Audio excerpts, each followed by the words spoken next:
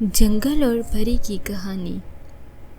ایک بار کی بات ہے کہ ایک گھنا اور خوبصورت جنگل تھا۔ اس جنگل میں مختلف قسم کے جانور، پرندے اور درخت موجود تھے۔ ہر طرف ہریالی ہی ہریالی تھی۔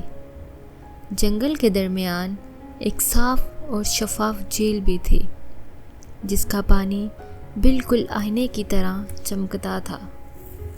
اس جھیل کے قریب ایک قدیم درخت تھا، جس کی شاخوں پر ایک خوبصورت پری رہتی تھی۔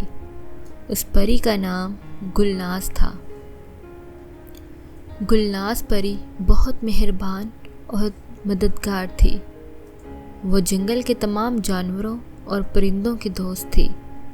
جب بھی کوئی جانور بیمار ہوتا یا کسی مشکل میں ہوتا، گلناز اپنی جادوئی طاقتوں سے اس کی مدد کرتی۔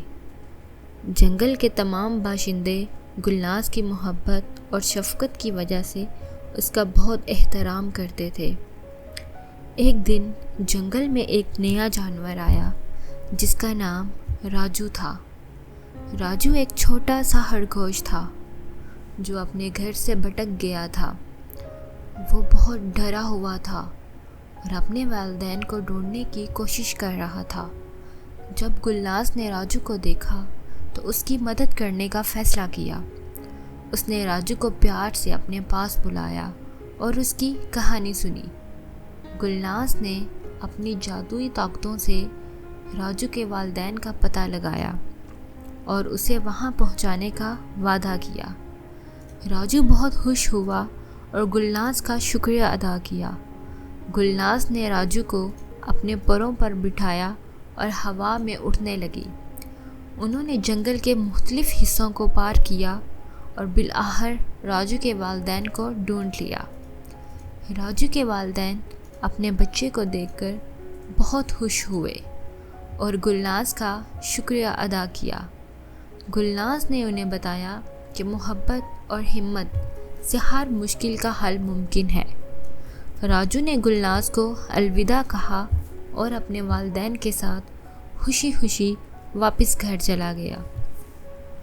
گلناز پری نے جنگل میں واپس آ کر سب جانوروں کو اس کی کہانی کے بارے میں بتایا۔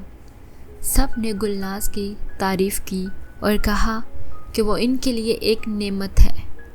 گلناز نے بھی خوشی سے سب کا شکریہ ادا کیا اور وعدہ کیا کہ وہ ہمیشہ ان کی مدد کے لیے موجود رہے گی۔ اس کے بعد جنگل میں ہمیشہ امن اور خوشحالی رہی۔ گلناز پری اور جنگل کے جانوروں کی دوستی ہمیشہ قائم رہی اور وہ مل جل کر خوشی خوشی زندگی گزارنے لگے۔ اس طرح جنگل اور پری کی کہانی سب کے دلوں میں ایک خوبصورت یاد بن کے رہ گئی۔